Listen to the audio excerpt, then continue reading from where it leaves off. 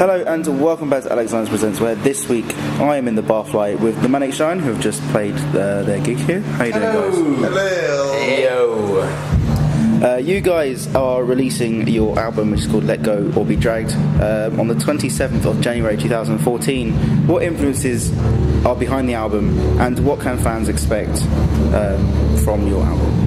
Well, here's one. We last night just went to see the amazing Carnival at Coco, which absolutely blew our minds. Absolutely amazing. Those guys we've been listening to for a while. Finally got to see them, in London, and it really lived up to expectations. It was fucking amazing. So those guys definitely inspire us in various ways. You can really hear that on the album, particularly with tracks like Libra. You can hear their influence coming in. There's a lot of other bands, Tool and A Perfect Circle are a constant influence, and Rage Against the Machine as well. And there's some more sort of obscure influences from the jazz end of the spectrum, and from disco and all sorts of other weird bits that we threw in. It's a wide variety of influences. And what fans can expect is proggy disco muddy balls.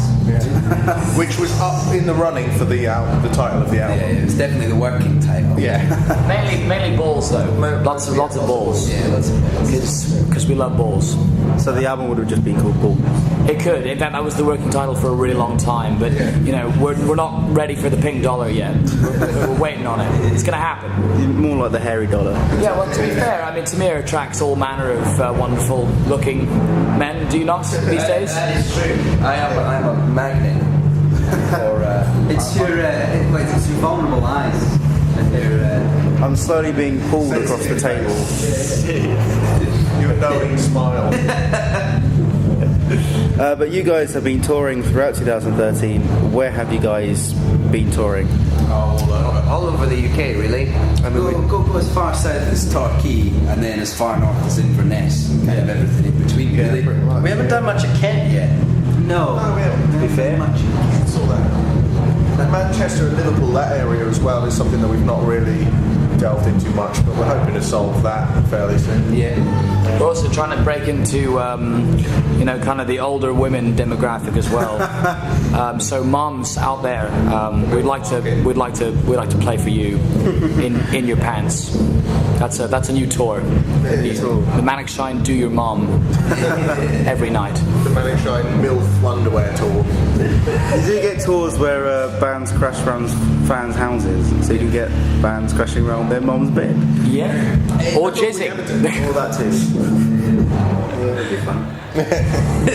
All of us are now wondering which moms we could potentially go for. That's what that silence was for. We're considering it. Okay, that's for 2014. Yeah. But considering we're just talking about your maybe MILF tour, in 2014 you are releasing your single Weightless, but what else can people expect from you guys in 2014? New material, Yeah, new material, sort of flip around sort of springtime. It's all just talk at the moment, but we've started writing, and we're at some point next year there will definitely be some new material. How much of it we don't know yet, but there will be some, maybe a little, maybe a lot. We'll see how things go. And more touring, obviously. Yeah, lots more gigging. We're going to be revisiting all the places that we've been to where people enjoyed it and had a good response, and then also trying to branch out into newer places as well where people haven't heard us as much. So. Do you think you guys will be touring Europe as well? Absolutely not. No, wouldn't do it if my life depended. Yeah, we will. If we can make it work, if we can sort it out logistically, then we absolutely love to. We'd love to go to Europe. It sounds fantastic. It's just about getting the shows. If we can get the shows, we will do them. Yeah. So would you look to go to Germany or France? Absolutely. Yeah. I mean, Germany's definitely on the cards because it's the biggest market in Europe, really. And, for rock, and also, from what I've heard, they're incredibly efficient. It's like sound checks at 10 a.m. and then venues all ready to go until the gig starts at night. Which is like perfect. Yeah, we can take as long as we want. None of this 15-minute line check before you go on. bullshit. Yeah, but they'll probably manage to get it done in 15 minutes. Yeah, probably. And the Germans. Yeah. But what has been the craziest moment that you guys have experienced this year?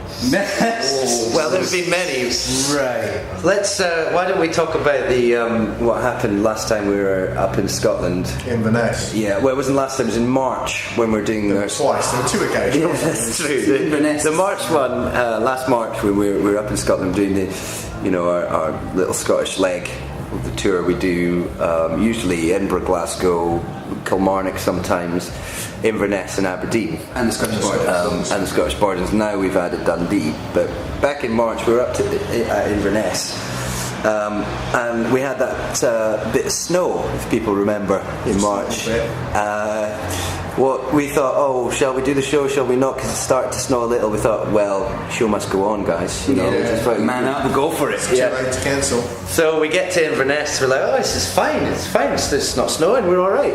And then we literally walk in the venue and it starts to pelt it down with snow. And it didn't stop all night. No, and all the lads at the venue, they were taking the piss a bit. They were like, you came through Aviemore through the Cairngorms there, they shut that road, so you probably won't get back if it snows too bad. We're like, oh my god, no, please say it's not true. Anyways, we were like, right, let's just go after the gig. The gig was good. We enjoyed it very much in Hootenanny.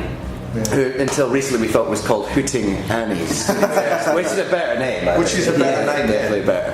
It's an owl named Annie, and so basically it took us about 8 or 9 hours. It should have been a 3.5 hour drive. Ended up taking us about 8 hours. And it's funny because we were coming back and everybody was dozing off because it was late. I was driving and there was a little slide on the road, little slip, nothing to really worry about. All of a sudden everybody's pulled upright. Oh my god, what's going on? There was no sleeping for the rest of the journey. That was it. And then it's as if Inverness is cursed because we went back up there. We were doing another tour in June time. And it started snowing. No snow in June, unfortunately, so it's great. And this time we were just driving back to Aberdeen to stay in Aberdeen for the gig the next day. It's quite a short drive, so 2 hours really.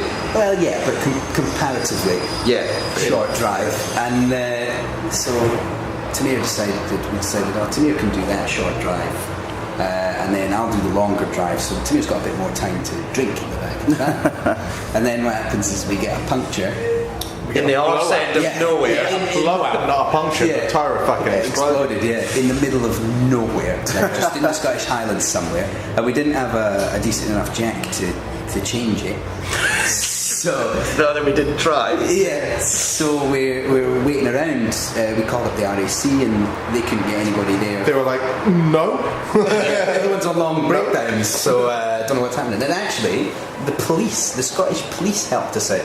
Oh wow. Because they drove past a couple of times and they actually called up the person they would use. Yeah. And we got the tyre changed, but we were stuck in the middle of nowhere for about 6 hours. Yeah. Just in the middle of the night. Yeah. Luckily it wasn't raining or snowing. Yeah. And these boys were smashing it up and I was like, well, I made the wrong choice. Yeah. To be completely honest, I had a really good night.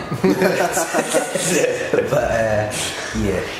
I also shat myself on tour. Yes. That was this time though. That was recently. Do we want to know? Vocal warm-up's going a little bit too strenuous. You know when you're just sitting there and you're like, I can feel a really great fart coming on, and you're like, this is gonna be amazing. I'm just gonna let it out, and it's gonna be silent and deadly.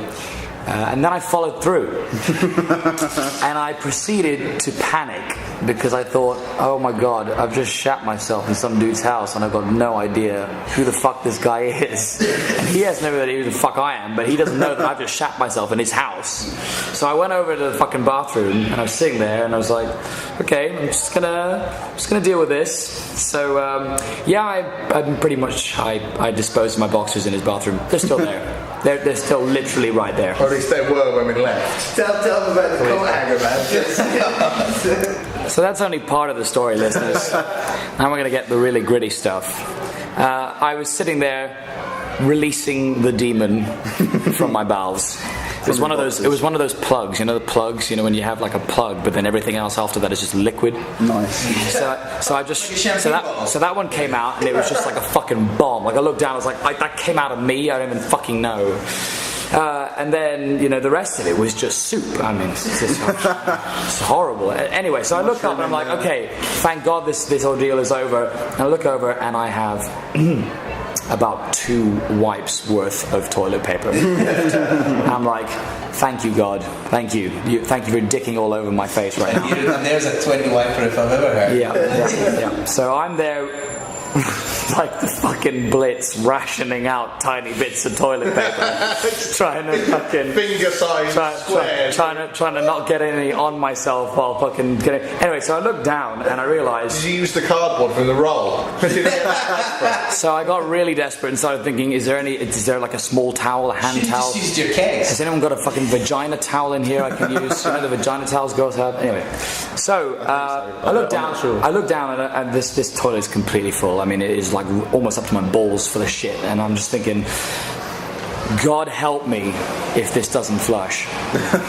It didn't flush. Nice. So this dude's toilet is sitting there, like basically caked in shit, and I'm sitting there with no pants on, fucking freaking out in this tiny room, and I'm thinking the only thing I can do is try and push the thing down. So I'm like, okay, fine. So I walk butt naked. No one else knows this. I walk butt naked into his fucking room, literally nothing on, just totally naked from the waist down, looking for a coat hanger. I find one. Go back into the fucking living room.